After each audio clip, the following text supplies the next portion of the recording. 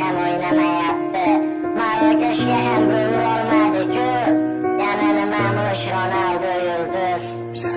Futbolni ermak uchun o'ynamagan Cristiano, ko'plab yulduzlaring sindi lekin Ronaldo. Balki sen Messiga muxlisdan olmaysan, boshqasini uni qirol deya atab oltin to'pini sanarsan. Ammo qilgan harakating ketadi bil besamar. Ronaldo bo'lmaganda yulduz bo'larmish Benzema. G'iybatin qilib charchashmadi Portugal o'g'lonini, Messiga fanat deyishar Ronaldoning o'g'lini. Har daqiqa har soniyada to'xtamadi, yugurishdan kibrga bo'lmadi do'st, nochorlarga berdi yordam. Ronaldoni yomon deding, kulganing rost ustidan. Unda nega yaxshiliklarini chiqardingiz?